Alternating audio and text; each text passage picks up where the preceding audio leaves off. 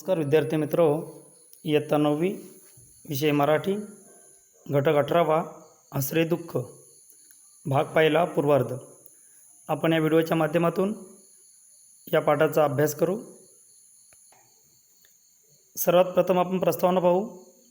या प्रस्तावनेमध्ये पाठाचे लेखक, त्यांचा परिचय आणि पाठाची मध्यवर्ती कल्पना आपण जाणून घेऊ.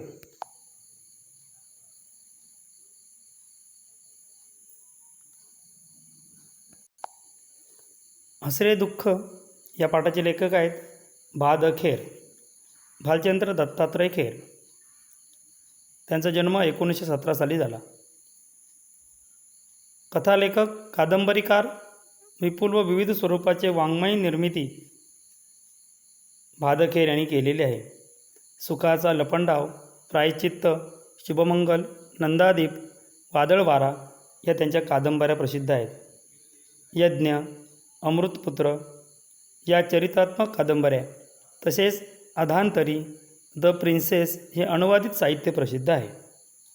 आईन्स्टाईनचे नवे विश्व, गीता ज्ञानदेवी, अपरोक्षानुभूती हे ग्रंथलेखनही प्रसिद्ध आहे. केसरी या वृत्तपत्राचे सुमारे 25 वर्ष ते उपसंपादक होते. तसेच सह्याद्री मासिकाचे व्यावसायिक संपादक म्हणून त्यांनी काम केलेलं आहे. अशा प्रकारे भा. द. खेर यांचा आपण परिचय करून घेतला. प्रस्तुत पाठात चार्ली चॅप्लिन व त्याच्या आईमधील प्रेम, तसेच चार्लीच्या रंगमंचावरील पदार्पणाचं वर्णन केलेलं आहे.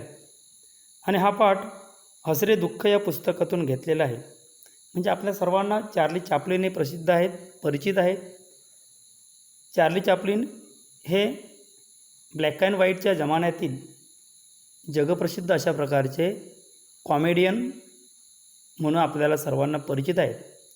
तर त्यांचं रंगमंचावरील पदार्पण कसं झालं ते आपण या ठिकाणी जाणून घेणार आहोत. आणि एखादा कलाकार असतो, तो कलाकार रंगमंचावर आपल्याला हसवत असतो, विविध भावभावना आपल्याला व्यक्त करत असतो. मात्र त्याच्या जीवनामध्ये कोणत्या अडचणी असतात, कोणत्या भावना त्याच्या मनामध्ये असतात हे आपण कधी पाहत नाही. आणि त्या अंगाने एखाद्या कलाकाराला आपण जाणून घेण्याचा या ठिकाणी प्रयत्न करणार आहोत.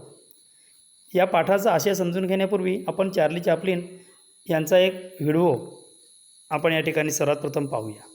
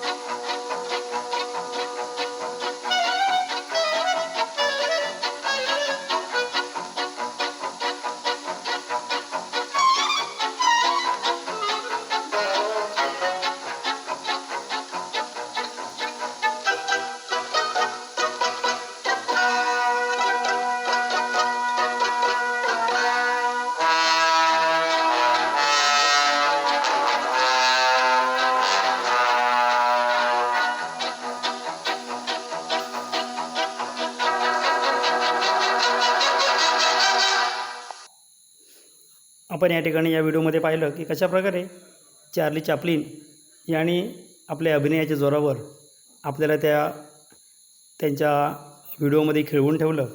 तर त्यांच्या जीवनामध्ये कशाप्रकारे त्यांनी रंगमंचावर पदार्पण केलं त्याचं वर्णन आपण या पाठातून जाणून घेऊया. या ठिकाणी बघा, त्यांच्या बालपणामध्ये घडलेला एक प्रसंग या ठिकाणी आपल्याला लेखकांनी सांगितण्याचा प्रयत्न केलेला आहे.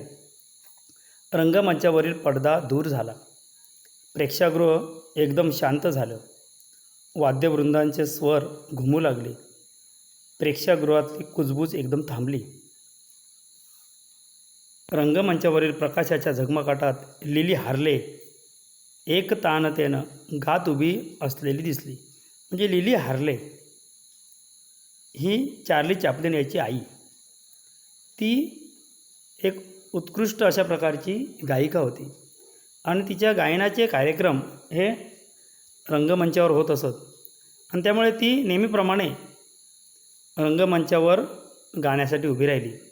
तेव्हा साऱ्या प्रेक्षकगृहाची नजर तिच्यावर खिळून राहिली आणि वाद्यवृंदांशी जेव्हा तिच्या कंठातले स्वर एकरूप झाले तेव्हा सारे श्रोते जीवाचा कान करून ऐकू लागले. जीवाचा कान करून ऐकू लागले याचा अर्थ अगदी तन मन धन अर्पून एकाग्रतेने ते गाणं ऐकू लागले. सुरेल स्वरांची एक अलौकिक तेजोमय श्रीमूर्ती साकार झाली. साऱ्या श्रोत्यांचे भान हरपून गेलं. जशा प्रकारे लता मंगेशकर, भीमसेन जोशी यांचं आपण गाणं मंत्रमुग्ध होऊन ऐकतो, अशाच प्रकारचं गाणं लिली हार्ले यांचं होतं आणि सारे प्रेक्षक अतिशय तल्लीन होऊन एकाग्र होऊन ते गाणं ऐकत असत. भान हरपून प्रेक्षकांचं गेलं होतं. लिली हार्लेचा 5 वर्षाचा धाकटा मुलगा चार्ली विंगमध्ये उभा होता. हा जो चार्ली आहे आपला, हा 5 वर्षाचा धाकटा होता, म्हणजे 5 वर्षाचा लहान. तो विंगईमध्ये राहून हे सगळं पाहत होता. आपल्या आईच्या गाण्याशी त्याची तंद्री लागली होती. तिच्याकडे मोठ्या प्रेमाने बघत तो निश्चल उभा होता. अतिशय शांतपणे तो आईचं गाणं ऐकत उभा होता. लिली हार्लेचं गाणं ऐन रंगात आलं. तिच्या गोड गळ्यातून तार सप्तकातले स्वर सहजतेनं बाहेर पडायला लागले. लिली हार्लेचं गाणं ऐन रंगात आलं. तार सप्तकातले स्वर सहजतेनं बाहेर पडायला लागले. तार सप्तक याचा अर्थ वरच्या सुरातील स्वर अतिशय स्वच्छ, कानाला मधुर वाटणारे स्वर बाहेर पडायला लागले. तिच्या कंठमाधुर्यानं श्रोते डोलू लागले, फुलून गेले. लिली हार्लेचा तार सप्तकातला तो मधुर स्वर विलात चालला असतानाच तिचा आवाज एकदम चिरकला. म्हणजे तार सप्तकामध्ये वरच्या सुरात तिने आपला खडा आवाज लावला होता आणि अचानक तिचा आवाज बंद झाला. काही केल्या कंठातून आवाज फुटेना.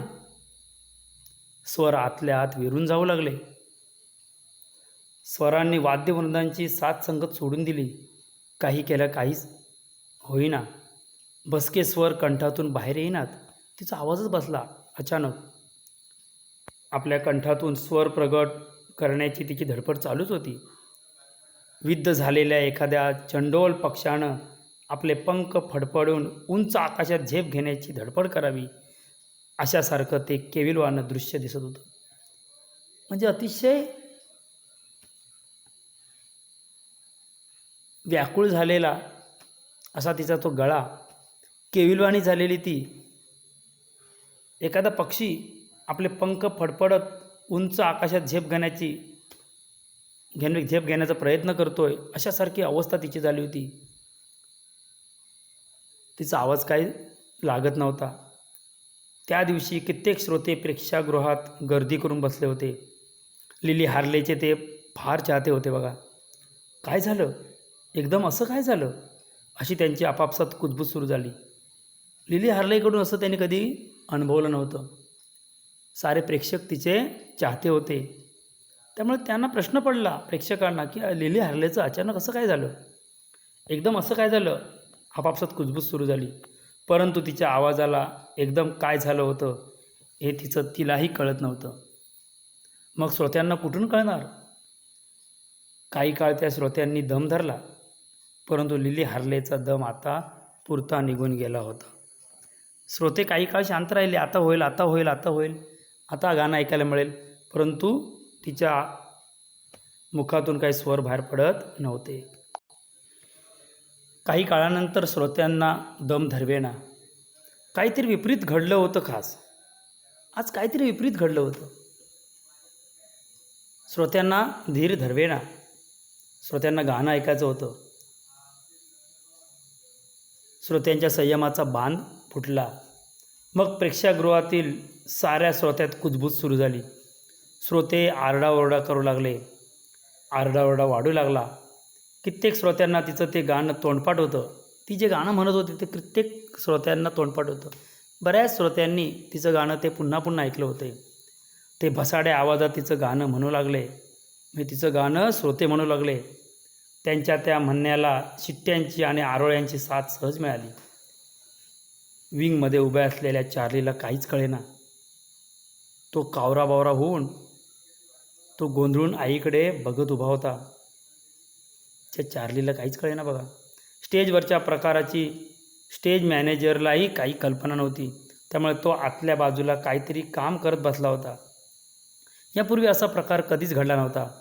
नृत्य असो, संगीत असो किंवा नाट्य असो, लिली हार्लेकडे कधीच बघावं लागत नसे बघा. प्रेक्षागृहात, म्युझिक हॉलमध्ये किंवा कॅन्टीनमध्ये लिली हार्ले एकदा उभी राहिली म्हणजे मॅनेजर निर्धास्तपणे दुसरीकडे बघायला मोकळा होता. ती उभी राहीपर्यंत काय ती त्याला धावपळ करावी लागेल. लिली नृत्य करण्यात जशी निष्णात होती तशी पियानो वाजवण्यातही वाकबगार होती बघा. ती नृत्यही चांगली करत होती, गायकही चांगली होती, पियानोही उत्तम वाजवायची. अशा प्रकारे अष्टपैलू अशा प्रकारचं व्यक्तिमत्व आणि प्रसिद्ध अशा प्रकारचं व्यक्तिमत्व. त्यामुळे तिच्याकडून आज असं काय घडलं हे त्या मॅनेजरलाही समजेना. मध्यम उंचीच्या लिली हार्लेची लांब सडक बोटं पियानोच्या पांढऱ्या शुभ्र पट्ट्यांवर नाचायला लागली म्हणजे पियानोतून स्वरही बेहोशीने नर्तन करायला लागत आणि ती गायला लागली की तिच्या कंठातून जे स्वर्गीय स्वर बाहेर पडत ते त्या पियानोतील स्वरांमध्ये एकरूप होऊन जात. कित्येक विनोदी प्रहसनात ती काम करायची. तेव्हा प्रेक्षागृहात हास्यलहरी उठायच्या. ती अभिनयही उत्तम करायची बघा. त्या मॅनेजरच्या कानावर हमखास पडायच्या. लिली हार्लेच्या स्टेजवरच्या कामाकडे कधीच लक्ष द्यावं लागायचं नाही. त्यामुळे त्या दिवशी जेव्हा प्रेक्षागृहातून आरडाओरड आणि आरोळ्यांचा आवाज स्टेज मॅनेजरच्या कानी पडला तेव्हा तो धावपळत आला आणि विंगमध्ये चार्लीच्या शेजारी येऊन उभा राहिला. गोंधळून जाऊन तो रंगमंचावरील लिली हार्लेकडे बघत होता. लिली हार्ले अतिशय हतबल झाली होती. लिली हार्लेची मुद्रा पांढरी पडली होती. तिला काही सुचत होतं. तिचा अचानक घसा कोरडा पडला होता. तिच्या कंठातून स्वर येईनासे झाले होते. आजवर तिच्या गोड चढ्या गळ्यानं तिला कधीही दगा दिला नव्हता. हुकमी आवाजामुळे तिची सतत प्रगती होत गेली होती. ती अधिकाधिक नाव मिळवत चालली होती. चांगल्यापैकी पैसा कमवत होती. उत्तम पैसा कमवत होती. उत्तम प्रसिद्धी होती. परंतु विद्युल्लता चमकावी म्हणजे वीज चमकावी आणि क्षणार्धात घनदाट अंधकारात विलीन होऊन जावी असा प्रकार घडला होता. आजपर्यंत तिची एवढी अवहेलना कधी झाली नव्हती. त्या अपमानित अवस्थेत स्टेजवर थांबणं तिला मुळीच शक्य नव्हतं बघा. ती अपमानित झाली होती. प्रेक्षकही आता खवळले होते, निराश झाले होते. ती मुकाट्याने विंगमध्ये परतली. स्टेज मॅनेजर चार्लीबरोबर तिथेच उभा होता. त्याला काय बोलावे समजेना आणि नेमकं काय झालं हे चार्लीलाही समजेना. तो छोटा होता. रडवेल्या स्वरात लिली हार्लेच म्हणाली, माफ करा, माझा आवाज काही केल्या बाहेर फुटला नाही. मी तरी काय करणार. मी गाण्याचा खूप प्रयत्न करून पाहिला. पूर्वी असं कधी झालं नव्हतं. मॅनेजरला हे माहीत का नव्हतं. त्यानं पिनॅफोर्ड अँड अयोलांध आणि मिकाडो या नाटकातल्या तिच्या भूमिका बघितल्या होत्या. सल्वन कंपनीतले ऑपेरा बघितले होते. तिनं गायलेलं शास्त्रीय संगीतही ऐकलं होतं त्या मॅनेजरने. तेव्हा त्याला माहीत होतं की लिली हार्ले असं कधीच तिचा आवाज बसणार नाही किंवा ती कधीच आपल्या परफॉर्मन्सला मागे पडणार नाही. मग आत्ताच तिच्या आवाजाला एकदम काय झालं हे मॅनेजरलाही कळलं नाही, परंतु त्याला काहीतरी निर्णय घेणं भाग होतं, कारण प्रश्न प्रेक्षकांचा होता. तो म्हणाला, ठीक आहे, तुम्ही थोडी विश्रांती घ्या. थोडा विचार करून मॅनेजर पुढे म्हणाला, पण मॅडम, आपला कार्यक्रम काही झालं तरी पुढे चालूच राहायला हवा, नाहीतर आपली नाचक्की होईल. आणि त्यामुळे पुढे कार्यक्रम चालू करण्यासाठी ऐनवेळी रंगमंचावरती चार्लीला उतरावं लागलं. आणि कशाप्रकारे अचानकपणे अनपेक्षितपणे चार्ली रंगमंचावर आला, त्याचं रंगमंचावर पदार्पण झालं आणि कशाप्रकारे त्याने प्रेक्षकांना खिळवून ठेवलं ते आपण या पाठाच्या उत्तरार्धामध्ये पाहू.